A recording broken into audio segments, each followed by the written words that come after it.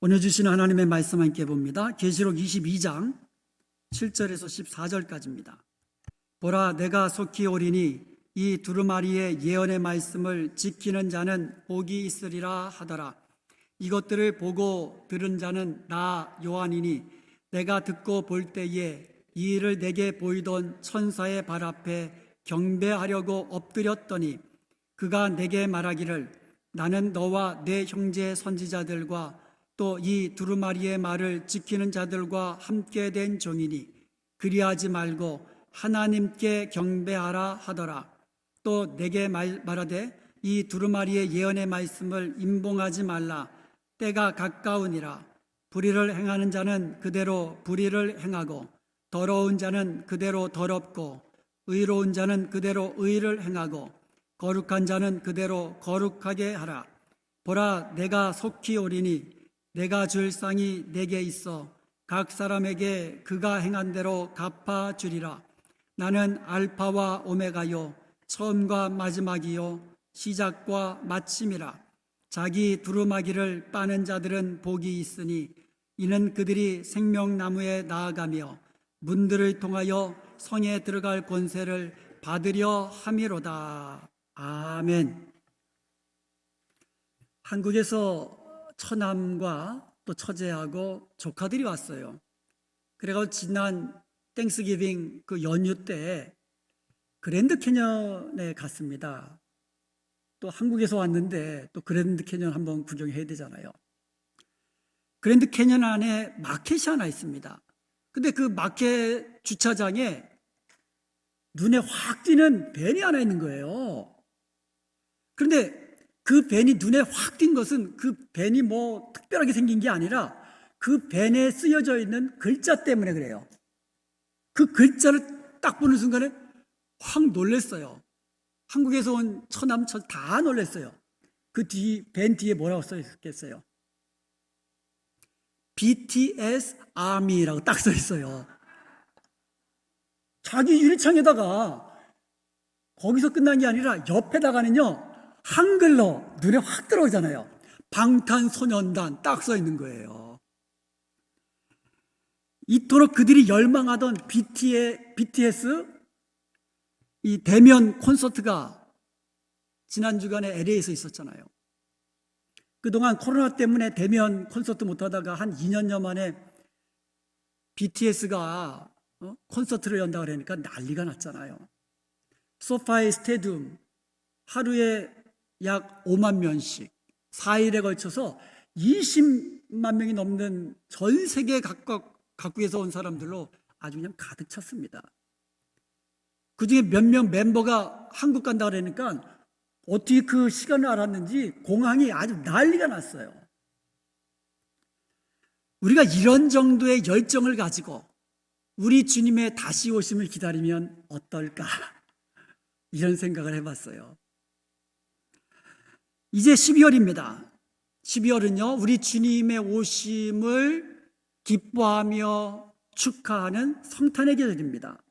아울러서 한 해의 마지막 결산을 하는 달이기도 합니다.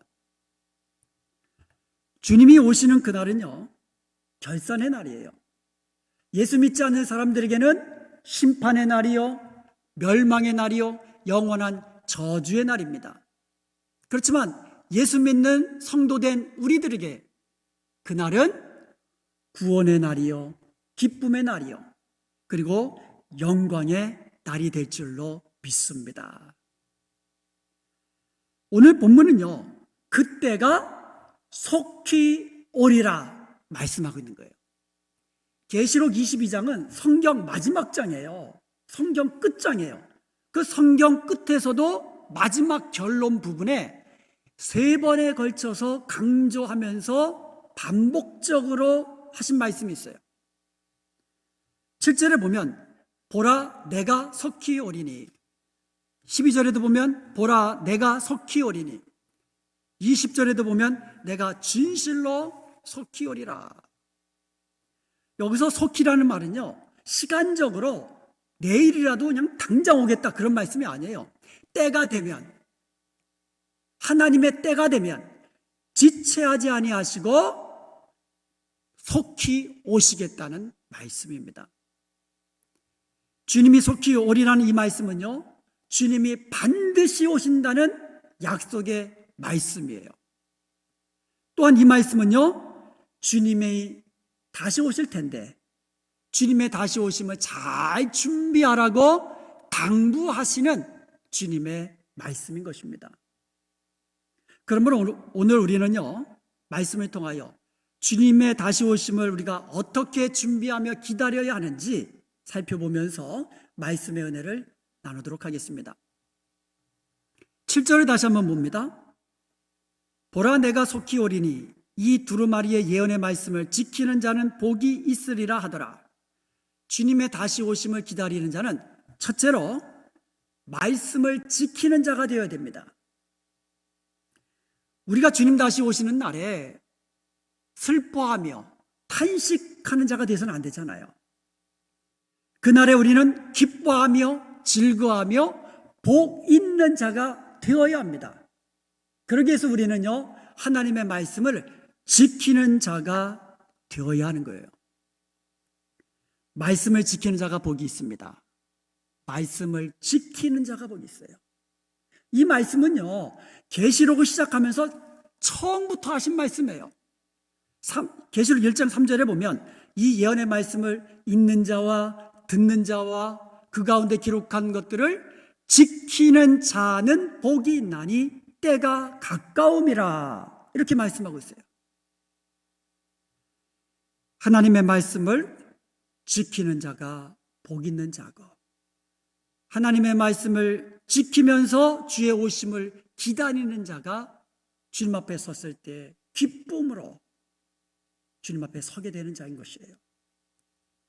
그렇다면 하나님이 우리에게 말씀하시는 그 말씀의 핵심은 무엇입니까?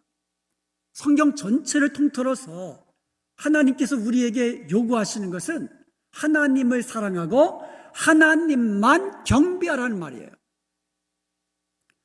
오늘 본문 8절과 9절에도 보면 요한이 천사의 말을 듣고는 천사 앞에 엎드려서 경배하려고 했어요.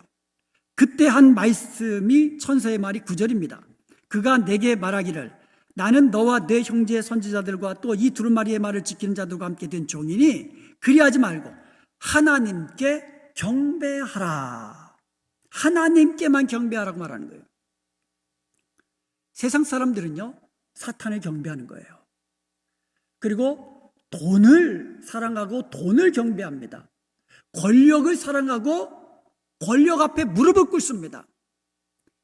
그러나 우리는요, 오직 주 우리 하나님만 사랑하고 오직 하나님께만 경배 드려야 하는 거예요.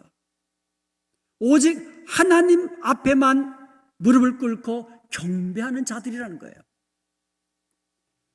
우리는 천국에서 하나님을 예배하는 영광스러운 예배자로 서게 될 것입니다. 요한계시록에서 그것을 보여줬어요. 요한계시록에 보면요, 천상에서 하나님께 예배하는 영광스러운 예배자의 모습으로 우리의 모습이 바로 그런 영광스러운 예배자의 모습으로 보여주셨어요. 천국에서 우리는 영광스러운 예배자로 하나님을 예배할 것입니다. 하나님은 예배 받으시기를 기뻐하십니다. 그런데 여러분, 하나님은요, 지금도 이 땅에서 영과 진리로 예배하는 자를 찾으시고 계시는 거예요. 하나님은 지금도 예배자를 찾으세요. 우리는 이 땅에서도 하나님의 임재의 영광을 경험하면서 영광스러운 예배를 드리는 예배자가 되어야만 합니다. 전능하신 하나님, 어린 양 대신 우리 주 예수 그리스도의 구원에 감사하면서 기뻐하면서 감격과 열정으로 하나님을 예배하는 저와 여러분이 되어야 될 줄로 믿습니다. 교회가 예배에 실패하면요, 아무리 예배당이 웅장하고 아무리 좋은 프로그램이 있어도 아무것도 아니에요. 우리 하나님은요, 예배당 보지 않습니다. 예배자를 찾으시는 거예요. 영과 진리로 예배하는 예배자를 찾으시는 거예요.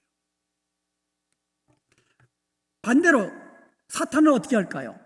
하나님이 기뻐하신 그것을, 하나님이 기뻐 받으시는 예배를 방해하는 겁니다. 어떻게 해서든지 우리로 하여금 참된 예배자로 하나님 앞에 서지 못하도록 방해를 합니다. 때때로 교회 안에서 시기와 질투와 이기심과 이런 것들로 인해서 인간관계가 깨어지기도 합니다. 또 분쟁과 또 파당도 일으키기도 합니다. 왜 그렇습니까? 예배를 방해하기 위한 거예요. 예배자로 하나님 앞에 서는 것을 막기 위해서 그러는 겁니다. 속지 말아야만 합니다. 예배를 빼앗기면 우리의 영혼도 탈취당할 수 있어요. 코로나 시대에 예배가 기회이면서 위기입니다. 기회이면서 위기예요. 예배가 옛날에는 예배당 안에서 모여서만 예배 드려야 되는 것으로 우리가 알았잖아요. 그런데 코로나 시대에 이제는 어디서든지 하나님 앞에 예배자로 설 수 있다는 것을 우리는 깨달은 거예요. 초대교회처럼, 공산주의 국가에서처럼 교회를 핍박하고 예배를 드리지 못하는 그때가 온다 할지라도 우리는 예배자로 하나님 앞에 설 수 있게 된 거예요. 중국 선교를 위해서 수고하시는 그 목사님, 한국에 계신 목사님인데 이제 카톡이 왔어요. 그전에는 중국에 가서 그 한족 지도자들을 가르쳤는데 이제 그게 어려워졌잖아요. 그래서 대면으로 못하고 이 줌으로 강의를 했는데 그것마저도 이제 들켰어요. 그래가지고 잡혀가고 또 막 추적당하고 그래서 당분간 그 줌으로 하는 공부도 이제 그쳐야 된다고 기도 부탁이 왔어요.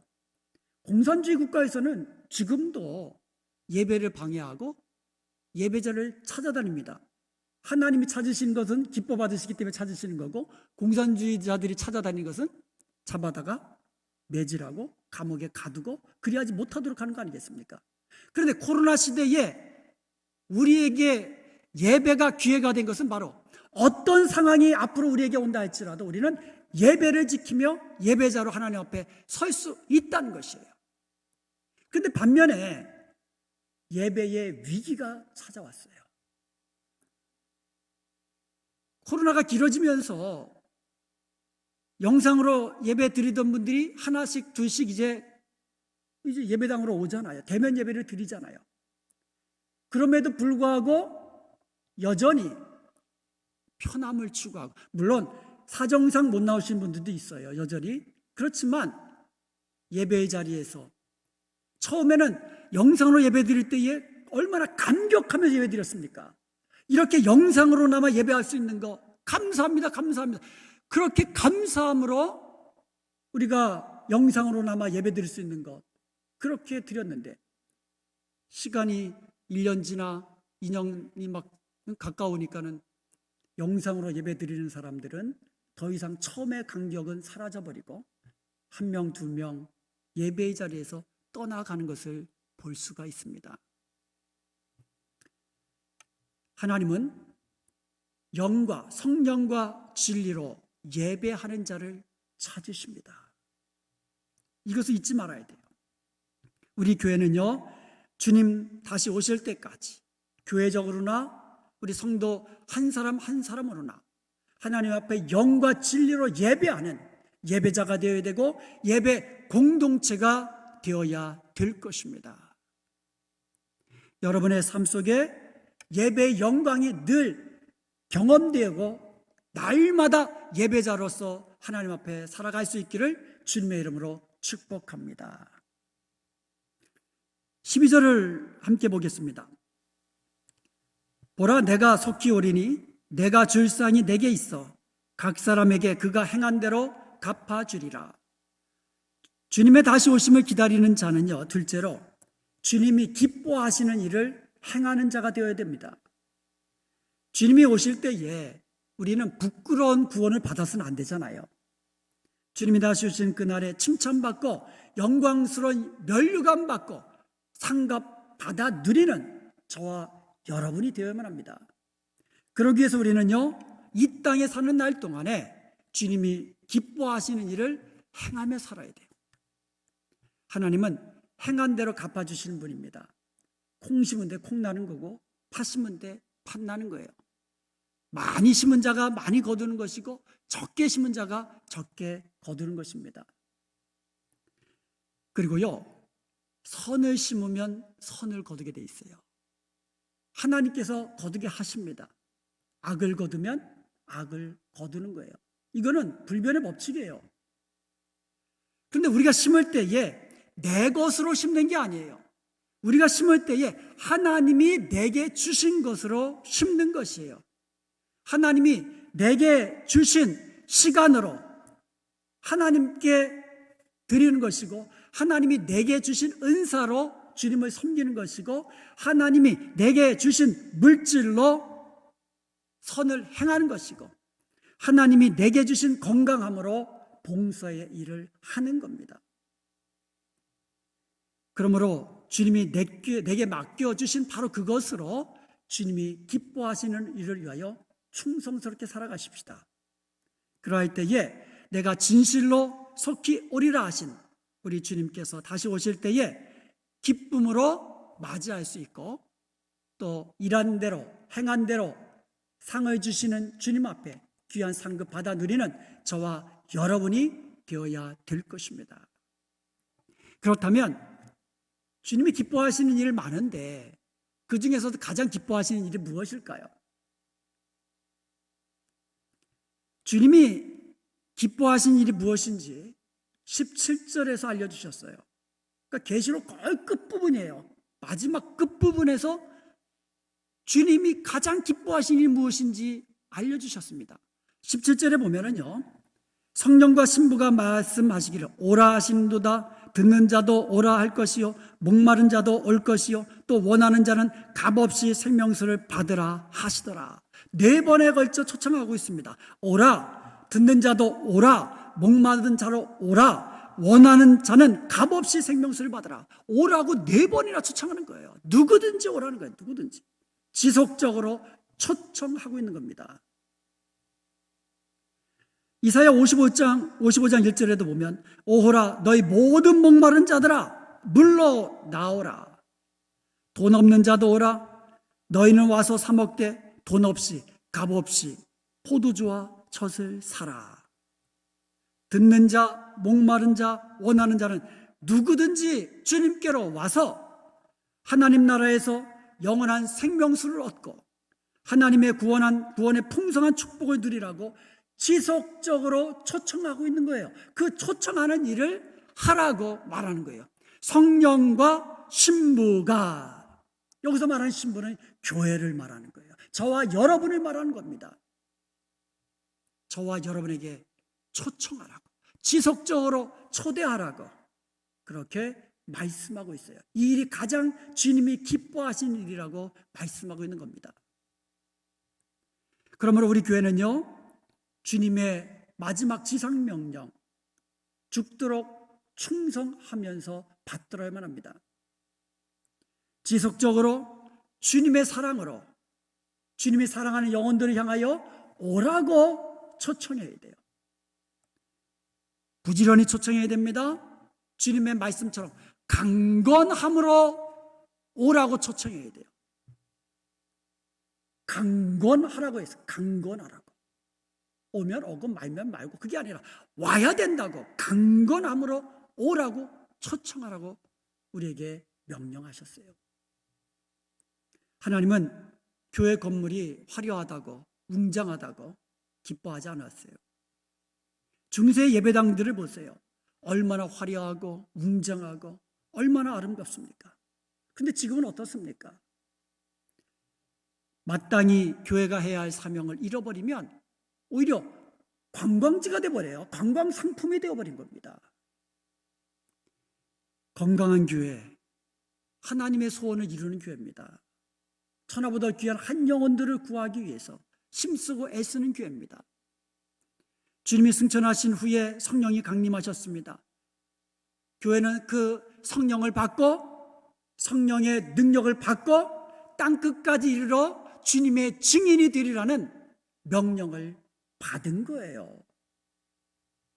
요한복음 4장 36절에 보면 거두는 자가 이미 삭도 받고 영생에 이르는 열매를 모으나니 이는 뿌리는 자와 거두는 자가 함께 즐거워하게 하려 함이라. 이제 우리 교회가 주님이 주신 선교적 사명을 충성스럽게 감당함으로써 영생의 열매를 많이 모을 수 있기를 바랍니다. 그래서 복음을 뿌리신 주님과 함께 기뻐하고 즐거워하는 복된 우리 교회가 될 수 있기를 주님의 이름으로 축복합니다. 14절을 함께 봅니다. 자기 두루마기를 빠는 자들은 복이 있으리. 이는 그들이 생명나무에 나아가며 문들을 통하여 성에 들어갈 권세를 받으려 함이로다. 주님의 다시 오심을 기다리는 자들은요, 셋째로 자기 두루마기를 빠는 자가 되어야 됩니다. 주님의 다시 오실 때에 우리가 부끄럽지 않기 위해서는 거룩한 옷을 입고 있어야 돼요. 세상과 구별된 거룩함의 옷, 거룩한 행실의 옷을 입고 주님을 기다려야 되는 거예요. 여러분, 지난번 결혼식 때 보니까는 정말 여러분들 이쁘게 하고 오셨더라고요. 예쁜 옷을 입고 오시고, 저는 개인적으로 우리 주일날 예배 드릴 때에도요, 그렇게 좀 정말 예쁜 모습으로 치장하시고 예쁜 옷 입으시고 뭐 좀 아끼던 거 좀 끼시고 좀 예쁘게 오셨으면 좋겠어요. 신랑 되신 우리 예수님을 우리가 맞이할 때에 가장 아름답고 깨끗한 의의 옷으로 거룩의 옷을 입고 맞이해야 되지 않겠습니까? 그게 바로 자기 두루마기를 빠는 자들이다. 그러면 우리는요, 주님의 다시 오심을 기다리면서 자기 두루마기를 빠는 자, 세상과 구별된 거룩한 행실로 이 땅에서 살다가 주님 오실 때에 아멘 주 예수여 어서 오시옵시오 하면서 맞이하여 기쁨으로 맞이하게 맺어야 될 줄로 믿습니다. 우리는요, 세상 영화 우리 부러워할 필요 없어요. 잠시 잠깐이면 없어질 것들입니다. 세상 쾌락에 쫓기어서 그냥 쫓아갈 필요 없어요. 우리는요, 천국에서 영원한 영광을 누릴 하나님의 자녀들답게, 하나님의 거룩한 성도들답게 세상과 구별된 주님 닮은 거룩한 삶을 살아야 하는 자들이에요. 그럴 때 우리는 주님 앞에서 정말 부끄러움 없이 기쁨으로 또 감사함으로 찬양함으로 영광스러운 그 모습으로 주님을 맞이하게 되는 것입니다. 오늘 본문 11절에 보면은요, 불의를 행하는 자는 그대로 불의를 행하고 더러운 자는 그대로 더럽고 의로운 자는 그대로 의를 행하고 거룩한 자는 그대로 거룩하게 하라고 말씀하고 있습니다. 마지막 때에 불의를 행하는 자 있잖아요. 그대로 그냥 냅두라 이거예요. 죄를 먹고 마시는 자 그대로 먹고 마시게 하라는 거예요. 그렇지만 세상 사람들은 그리할지라도 우리 성도들은 그리하지 말라는 거예요. 의를 행한 자는 계속해서 의를 행하고 경건히 사는 자들은 계속해서 경건히 살아가고 계속해서 주님 닮은 모습으로 거룩하게 살아라. 이게 우리에게 주시는 말씀이에요. 이렇게 자기 두루마기를 빠는 성도들이 복이 있는 것입니다. 13절에 보니까 나는 알파와 오메가요 처음과 마지막이요 시작과 마침이라고 했습니다. 창세기 1장 1절에서 창조주 하나님, 모든 것 근원의 시작임을 알리신 우리 하나님의 모습이 나옵니다. 계시록에서는 다시 오시는 주님이 그리고 주님 앞에 모든 인간들이 그 앞에서 심판받게 될 것을 말씀하고 있습니다. 그 주님이 말씀하시는 거예요. 처음이요 마지막이신 주님께서 말씀하십니다. 내가 속히 오리라. 내가 속히 오리라. 반드시 속히 오리라. 이 말씀을 믿는다면 여러분 믿으세요? 지금 다시 오실 것을 믿으세요? 그렇다면 이제 우리는 어떻게 다시 오실 주님을 맞이할 준비를 하며 살아야 되겠습니까? 성경신학자 C.H. 다드라는 사람은 교회를 기다림의 공동체라고 표현했습니다. 초대교회 역사를 보면은요, 초대교회 성도들 말로 말할 수 없는 환난과 박해를 당했습니다. 10명의 로마 황제들을 거치면서 무려 300년 동안이나, 그 중에 네로 같은 사람, 도미시안 같은 사람들은요, 기독교인들을 아주 비참한 방법으로 죽였습니다. 그런데 그들은요, 죽임을 당하면서까지도 끝까지 믿음을 지키면서 순교의 자리로 나아갔습니다. 어떻게 그리할 수 있었습니까? 그들에게는 주님이 곧 다시 오신다는 그 믿음이 있었기 때문인 거예요. 그들에게는 기다리는 자들이었기 때문입니다.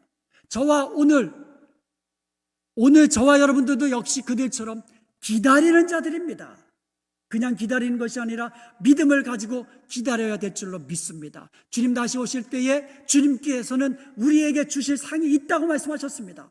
그러므로 주님의 다시 오심을 기다리는 저와 여러분들, 이 땅에서 하나님의 말씀을 지키는 자로 사십시다.